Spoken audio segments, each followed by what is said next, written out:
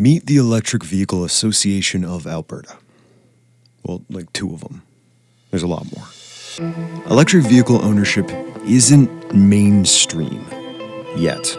Not anywhere really, and not here in Edmonton, Alberta. But the Electric Vehicle Association of Alberta, they have done the road trips. They have faced the Alberta weather, and they are convinced that this tech is ready. We are going to talk to 2 electric vehicle owners about what the future of mobility looks like and what it means for an average person to start treating their car a little more like their cell phone. Something you plug in before bed. Here on Renewable.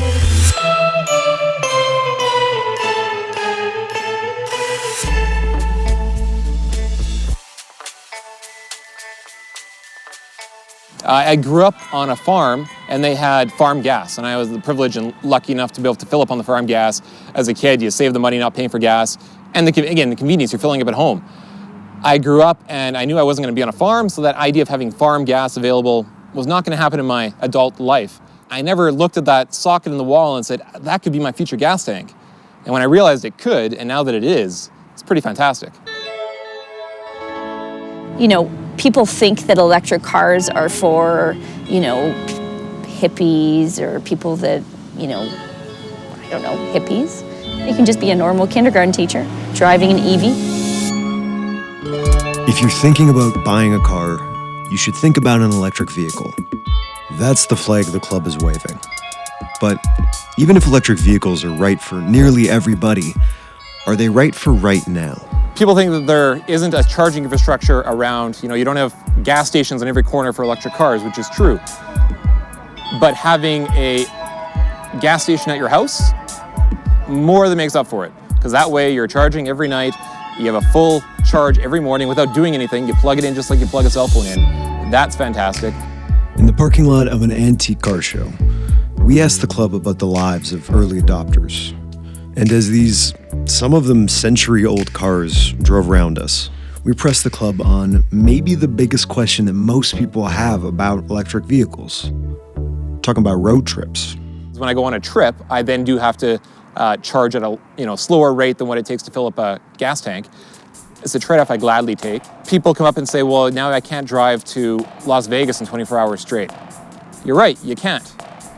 I did that once, it wasn't very fun. I slept through half of it, my friend drove, he slept through the half, I drove.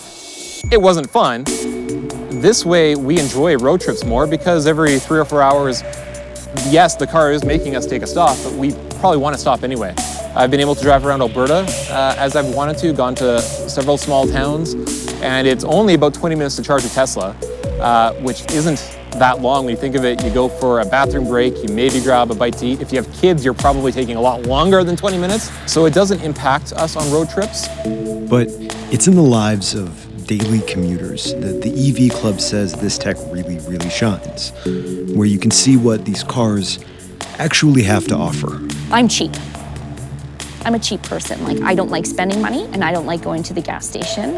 I unplug in the morning, and then I close my little charging port thing, and I go to work, I park it, I don't charge, I don't plug in at work, and I go in, I teach for the day, and then at the end of the day, I come out and I drive it home. I just think about what am I doing tomorrow? Do I need to plug it in or don't I need to plug it in? It's very similar to plugging in your phone. But if the gas station is in your wall, that power still has to come from somewhere. And if you get your household power from, say, coal, isn't your electric vehicle, in a sense, a coal-powered car? In Alberta, people think that because we're predominantly coal-powered, that it's a dirty car and it's worse driving an electric car than it is driving a gas car. So when you have a gas car, it never gets more efficient. It's as efficient as it's going to be when you drive it off the lot, and then it's getting worse. It's getting worse gas mileage, polluting more. With an electric car, fed off the grid that is always getting cleaner. Every day I drive the car, it's actually a little bit cleaner than the day before in a sense.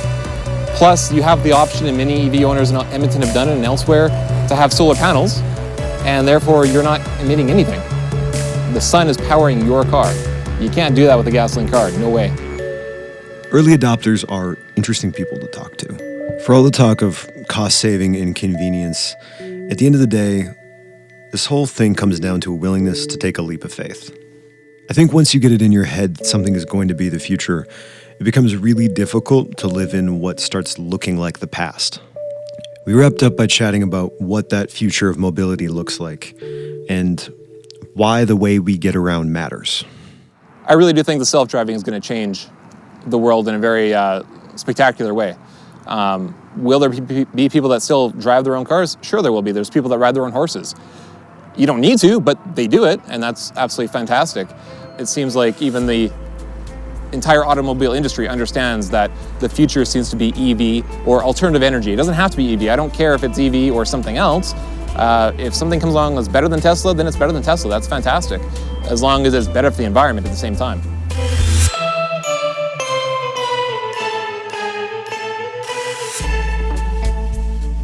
On this season of Renewable, we are going to be looking at people, engineers, entrepreneurs, thinkers, and activists, each with their own unique vision of a sustainable future in the heart of Canada's fossil fuel industry.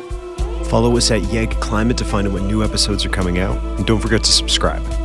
Thanks for watching, and we hope to have you back for the next episode of Renewable.